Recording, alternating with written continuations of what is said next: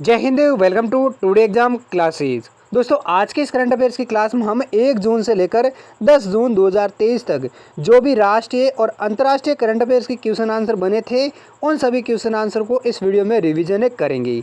इसलिए दोस्तों आप इस वीडियो को लास्ट तक जरूर देखें और इन सभी मोस्ट इंपॉर्टेंट करंट अफेयर्स के क्वेश्चन आंसर का रिवीजन जरूर करें, क्योंकि दोस्तों करंट अफेयर्स के क्वेश्चन आंसर है जो आपके हर कॉम्पिटिशन एग्जाम के लिए काफ़ी मोस्ट इंपॉर्टेंट क्वेश्चन आंसर होते हैं। इसलिए इन सभी क्वेश्चन आंसर को आप जरूर याद करें। और दोस्तों हमेशा की तरह एक क्वेश्चन अभ्यास के तौर पर आपसे भी पूछेंगे जिसका जवाब आपको कमेंट सेक्शन में लिखकर बताना है, इसलिए इस वीडियो को आप अंत तक जरूर देखें। तो चलिए देखते हैं आज का पहला क्वेश्चन। पहला क्वेश्चन है, मई 2023 के महीने में कितना वस्तु और सेवा कर यानी जीएसटी राजस्व एकत्रित किया गया है। तो दोस्तों मई 2023 के महीने में वस्तु और सेवा कर यानी जीएसटी है वो 1.57 लाख करोड़ रुपए का राजस्व एकत्र किया गया है। किस महीने में? मई 2023 में। और दोस्तों अप्रैल 2023 के महीने में 1.87 लाख करोड़ रुपए का राजस्व जीएसटी के रूप में एकत्रित किया गया था। और ये किसके द्वारा किया जाता है? वित्त मंत्रालय के द्वारा किया जाता है। और दोस्तों भारत में जीएसटी लागू है वो 1 जुलाई साल 2017 में हुई थी। नेक्स्ट अगला दूसरा क्वेश्चन है, हाल ही में मिस वर्ल्ड 2023 प्रतियोगिता का आयोजन किस देश में करने का फैसला किया गया है। तो दोस्तों हाल ही में 27 साल बाद भारत देश में मिस वर्ल्ड 2023 प्रतियोगिता का आयोजन कराने का फैसला है वो लिया गया है। इससे पहले साल 2023 से पहले साल 1996 में है वो मिस वर्ल्ड प्रतियोगिता का आयोजन किया गया था। और अब 27 साल बाद मिस वर्ल्ड 2023 प्रतियोगिता का आयोजन है वो भारत देश में किया जाएगा। और ये दूसरा मौका है जब भारत में मिस वर्ल्ड प्रतियोगिता का आयोजन किया जाएगा। अगला नेक्स्ट क्वेश्चन है, हाल ही में अरब सागर से में उठे बिपारजॉय तूफान का नामकरण किसके द्वारा किया गया था। तो दोस्तों हाल ही में भारत देश के द्वारा अरब सागर से उठा बिपारजॉय नाम का एक तूफान है, उसका नामकरण है वो भारत देश ने दिया था। यानी बिपारजॉय तूफान का नाम है वो भारत देश ने दिया था, जो अरब सागर से उठा एक तूफान है। अगला क्वेश्चन है, किस देश ने भारतीय क्षेत्र के माध्यम से बांग्लादेश को जल विद्युत निर्यात करने के लिए एक समझौते पर हस्ताक्षर किए हैं। तो दोस्तों भारत का पड़ोसी देश नेपाल देश हैं जिन्होंने भारतीय क्षेत्र के माध्यम से बांग्लादेश को जल विद्युत निर्यात करने के लिए एक समझौते पर हस्ताक्षर किया है। यानी भारत के क्षेत्र से बांग्लादेश देश को नेपाल है वो जल विद्युत निर्यात करेगा, जिसके लिए हम हाल ही में भारत और नेपाल के बीच एक समझौता हुआ है। अगला नेक्स्ट क्वेश्चन है, सांख्यिकी ब्यूरो के अनुसार किस पड़ोसी देश ने मई 2023 में वार्षिक मुद्रास्फीति दर 37.97 दर्ज की हैं। तो दोस्तों हाल ही में भारत का पड़ोसी पाकिस्तान देश हैं जिन्होंने सांख्यिकी ब्यूरो के अनुसार मई 2023 में वार्षिक मुद्रास्फीति है जो 37.97% दर्ज की हैं। और दोस्तों अप्रैल महीने में पाकिस्तान देश हैं जिन्होंने वार्षिक मुद्रास्फीति दर है वो 36.5% दर्ज की थी। और अप्रैल में कितनी की थी? 37.97। अगला नेक्स्ट क्वेश्चन है, हाल ही में किस भारतीय अभिनेत्री ने टाइम मैगजीन के कवर पेज पर अपनी जगह बनाई है। तो दोस्तों हाल ही में भारतीय बॉलीवुड अभिनेत्री दीपिका पादुकोण हैं जिन्होंने टाइम मैगजीन के कवर पेज पर अपनी जगह बनाई है। अगला नेक्स्ट क्वेश्चन है, हाल ही में किसने उड़ीसा तट से बैलिस्टिक मिसाइल अग्नि प्राइम का सफल परीक्षण किया है। तो दोस्तों हाल ही में भारतीय रक्षा अनुसंधान केंद्र यानी DRDO हैं जिन्होंने उड़ीसा तट के डॉक्टर APJ अब्दुल कलाम द्वीप से बैलिस्टिक मिसाइल अग्नि प्राइम का सफल परीक्षण किया है। क्या नाम है इस बैलिस्टिक मिसाइल का? अग्नि प्राइम, जिसका सफल परीक्षण किसने किया है? DRDO ने। और DRDO की स्थापना है जो साल 1958 में यानी साल 1958 में की गई थी। और DRDO के जो वर्तमान में अध्यक्ष हैं वो हैं डॉक्टर समीर V कामत। कौन है? समीर V कामत हैं जो वर्तमान में DRDO के अध्यक्ष हैं। और जिन्होंने हाल ही में डीआरडीओ ने उड़ीसा तट से एक बैलिस्टिक मिसाइल अग्नि प्राइम का सफल परीक्षण किया है, जिसकी मारक क्षमता है वो 1000 किलोमीटर से लेकर 2000 किलोमीटर तक की इसकी मारक क्षमता है। अगला नेक्स्ट क्वेश्चन है, हाल ही में चर्चा में काकोवक्का डैम किस देश में स्थित है? तो दोस्तों हाल ही में चर्चा में चल रहा काकोवक्का डैम है जो यूक्रेन देश में स्थित हैं। और दोस्तों ये डैम है जो इसलिए चर्चा में है क्योंकि हाल ही में यूक्रेन और रूस के बीच एक भीषण जंग चल रही है। इस जंग के दौरान रूस देश की सेना ने इस काकोवक्का डैम को तबाह कर दिया है, इसलिए ये डैम है जो काफ़ी चर्चा का विषय बना हुआ है। क्या नाम है डैम का? काकोवक्का डैम, जो यूक्रेन देश में स्थित हैं। और दोस्तों काकोवक्का डैम को इस दूसरी बार है वो किसी अन्य देश के द्वारा तबाह किया गया है। इससे पहले साल 1941 में सोवियत संघ की सेना ने हिटलर की सेना को रोकने के लिए इस डैम को तबाह किया था। और अब साल 2023 में रूस की सेना के द्वारा यूक्रेन के इस डैम को तबाह किया गया है। नेक्स्ट अगला क्वेश्चन है, किस राज्य सरकार ने प्रदूषण स्तर को कम करने के लिए एयर प्यूरीफायर वाली बसें लॉन्च की हैं? तो दोस्तों हाल ही में पश्चिम बंगाल राज्य सरकार हैं जिन्होंने पश्चिम बंगाल के कोलकाता शहर में प्रदूषण के स्तर को कम करने के लिए एयर प्यूरीफायर वाली 20 बसें हैं वो लॉन्च की हैं। कितनी? 20 बसें लॉन्च की हैं। और किस राज्य सरकार ने? पश्चिम बंगाल राज्य सरकार ने। और पश्चिम बंगाल के कोलकाता शहर को प्रदूषण स्तर में कम करने के लिए ये बसें हैं वो लॉन्च की हैं। नेक्स्ट अगला क्वेश्चन है, दूरदर्शन की किस मशहूर एंकर का 7 जून 2023 को निधन हो गया है? तो दोस्तों दूरदर्शन की मशहूर एंकर गीतांजलि अय्यर हैं जिनका 7 जून 2023 को निधन हो गया है। और दोस्तों गीतांजलि अय्यर हैं जो साल 1971 में दूरदर्शन और ऑल इंडिया रेडियो से जुड़ी थी और इन्हें 4 बार सर्वश्रेष्ठ एंकर का पुरस्कार भी दिया गया था।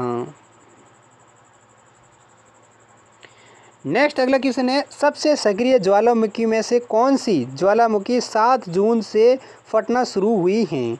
तो दोस्तों सबसे सक्रिय ज्वालामुखी किलउआ ज्वालामुखी है जो 7 जून 2023 से फटना शुरू हो गई हैं और ये 3 महीने के अंतराल के बाद वापस से फटना शुरू हुई हैं, जो संयुक्त राज्य अमेरिका के कुछ महत्वपूर्ण हिस्सों में ये ज्वालामुखी फटी हैं, जिससे लगभग 700 घर तबाह होने की संभावना है।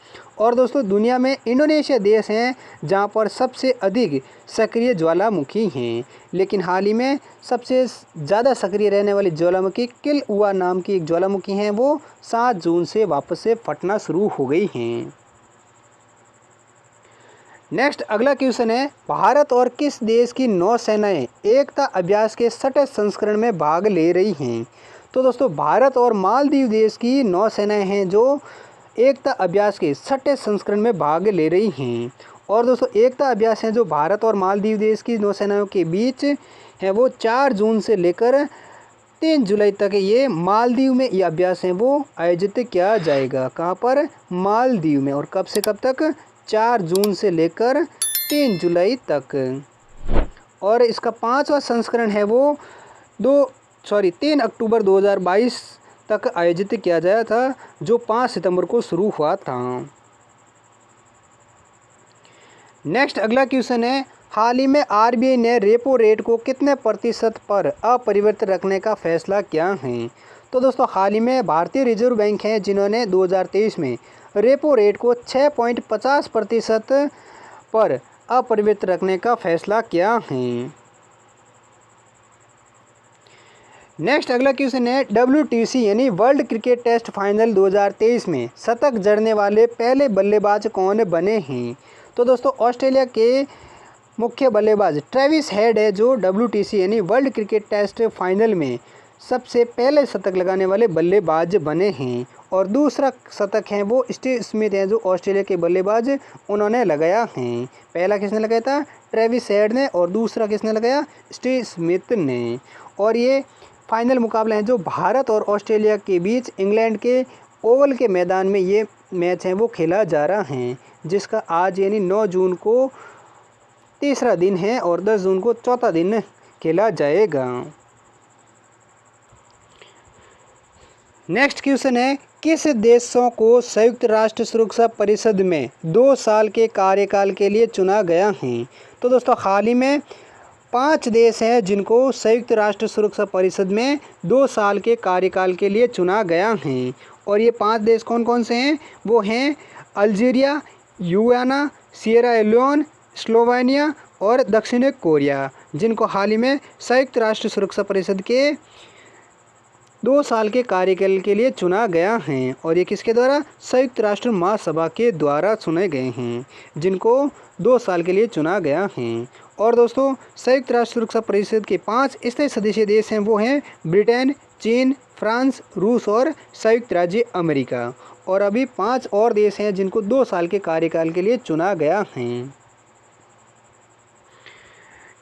नेक्स्ट क्वेश्चन है, हाल ही में निम्न में से किसे सूरीनाम के सर्वोच्च नागरिक सम्मान से नवाजा गया है? तो दोस्तों हाल ही में भारत की राष्ट्रपति द्रौपदी मुर्मू जी हैं, जो हाल ही में सूरीनाम गणराज्य के 4 दिवसीय यात्रा पर हैं, जहां पर उनको सूरीनाम के सर्वोच्च नागरिक सम्मान पुरस्कार से नवाजा गया है। और दोस्तों द्रौपदी मुर्मू जी हैं, जो सूरीनाम के सर्वोच्च नागरिक पुरस्कार से सम्मानित होने वाली पहली भारतीय भी बनी हैं। अगला क्वेश्चन है, विश्व खाद्य सुरक्षा दिवस प्रतिवर्ष कब मनाया जाता है? तो दोस्तों विश्व खाद्य सुरक्षा दिवस है जो प्रतिवर्ष 7 जून को मनाया जाता है। और दोस्तों विश्व खाद्य सुरक्षा दिवस की जो शुरुआत है वो साल 2018 में की गई थी। और किसके द्वारा? संयुक्त राष्ट्र महासभा के द्वारा। और सबसे पहला विश्व खाद्य सुरक्षा दिवस है वो साल 2019 में मनाया गया था। और हर साल कब मनाया जाता है विश्व खाद्य सुरक्षा दिवस? 7 जून को। और इसकी शुरुआत है वो साल 2018 में की गई थी संयुक्त राष्ट्र महासभा के द्वारा। अगला क्वेश्चन है, भारत के पहले अंतर्राष्ट्रीय क्रूज जहाज MV एक्सप्रेस को चेन्नई से किस देश के लिए झंडी दिखाकर रवाना किया गया है? तो दोस्तों भारत का पहला अंतर्राष्ट्रीय क्रूज जहाज MV एक्सप्रेस है, जिनको चेन्नई से श्रीलंका देश के लिए हरी झंडी दिखाकर रवाना किया गया है। क्या नाम है भारत के पहले अंतर्राष्ट्रीय क्रूज जहाज का? MV express. नेक्स्ट क्वेश्चन है, विश्व बैंक के 14वें अध्यक्ष के रूप में किसने पदभार ग्रहण किया है? तो दोस्तों भारतीय अमेरिकी मूल के अजय बंगा है, जिनको विश्व बैंक के 14वें अध्यक्ष के रूप में पदभार ग्रहण किया है।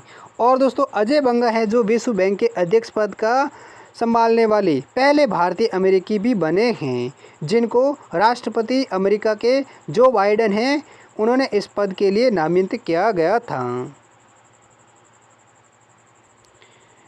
नेक्स्ट क्वेश्चन है, अपनी खुद की इंटरनेट सेवा शुरू करने वाला देश का पहला राज्य कौन सा बना है?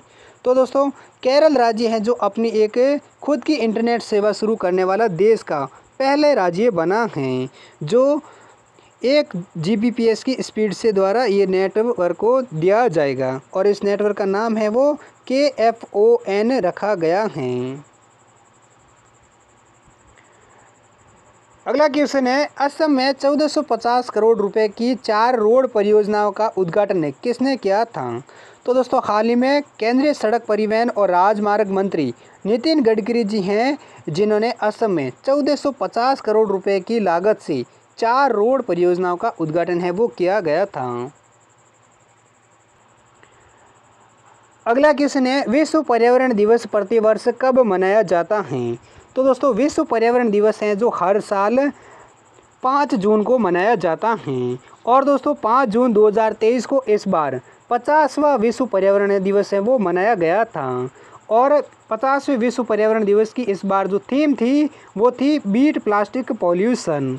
और दोस्तों आपको बता दें कि बीट प्लास्टिक पॉल्यूशन है वो 45वें यानी साल 2018 में जो विश्व पर्यावरण दिवस मनाया गया था उसकी भी थीम सेम ही थी। क्या थी?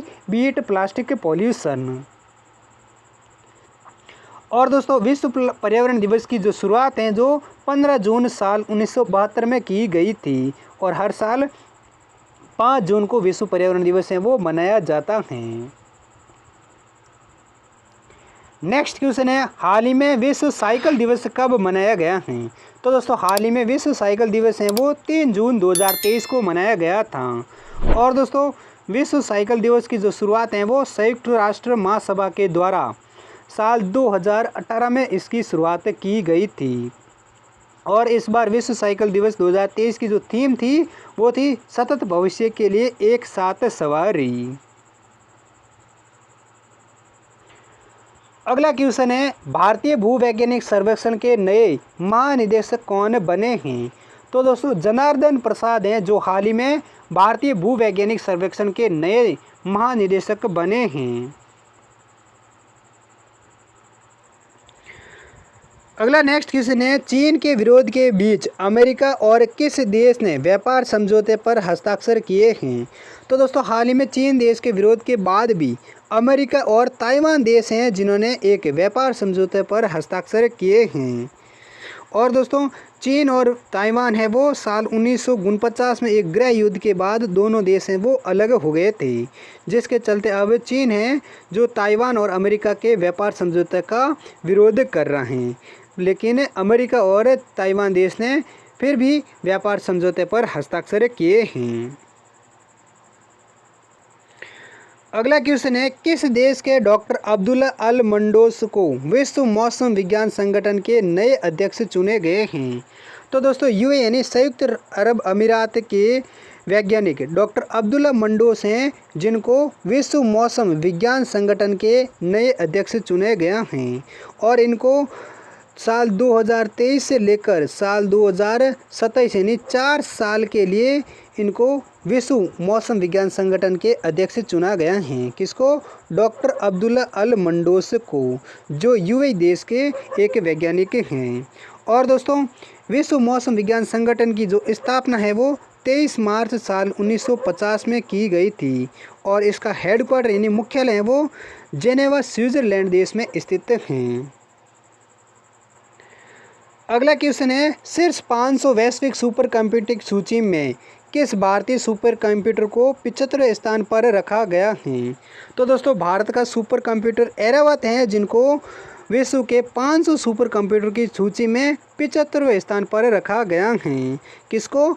ऐरावत सुपर कंप्यूटर को, जो भारत का एक एआई सुपर कंप्यूटर है। अगला नेक्स्ट क्वेश्चन है, वैज्ञानिकों ने किस देश में भेड़िया कुत्ते संकरण की पहली बार एक आनुवंशिक पहचान की खोज की है?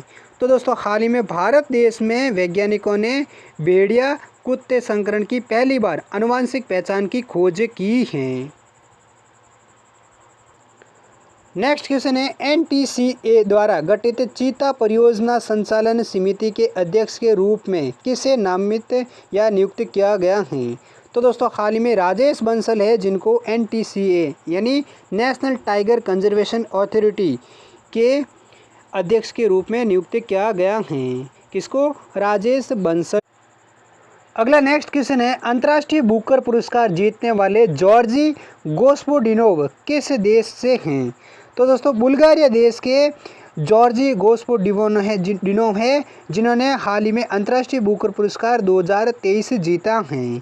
और उनको ये पुरस्कार है वो टाइम शेल्टर नाम की एक पुस्तक के लिए इनको ये पुरस्कार दिया था। किसके लिए? टाइम शेल्टर नाम की पुस्तक के लिए। और किसको? जॉर्जी गोस्पोडिनोव को, जो बुल्गारिया देश के एक लेखक हैं। अगला क्वेश्चन है, किस रेलवे जोन ने शहीदों के नाम पर ट्रेनों के इंजनों का नामांकन किया है?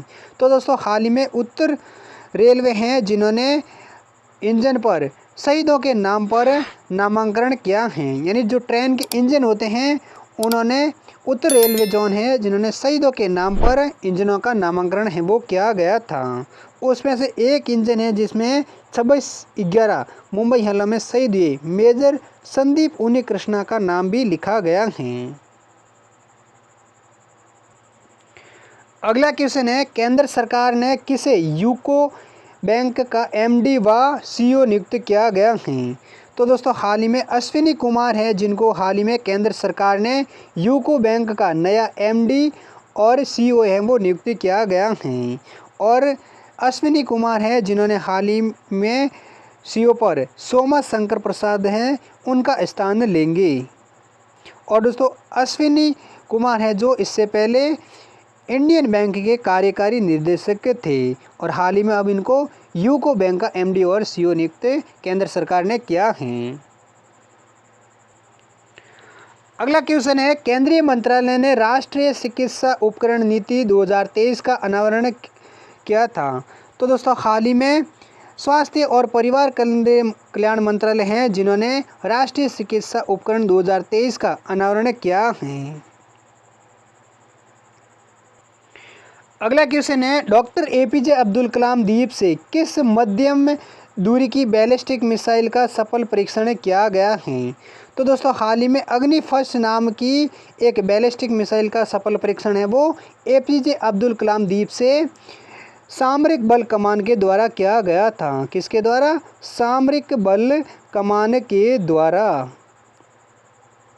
और ये एक मध्यम दूरी की एक बैलिस्टिक मिसाइल है जिसका नाम है अग्नि फर्स्ट और इसका सफल परीक्षण है वो 1 जून 2023 को किया था।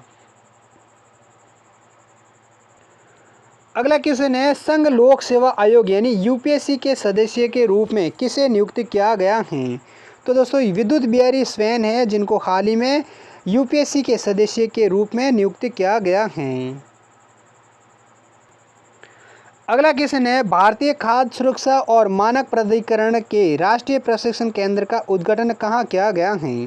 तो दोस्तों हाल ही में केंद्रीय स्वास्थ्य और परिवार कल्याण मंत्री मनसुख मांडविया हैं जिन्होंने उत्तर प्रदेश के गाजियाबाद से भारतीय खाद्य सुरक्षा और मानक प्राधिकरण के राष्ट्रीय प्रशिक्षण केंद्र का उद्घाटन किया है।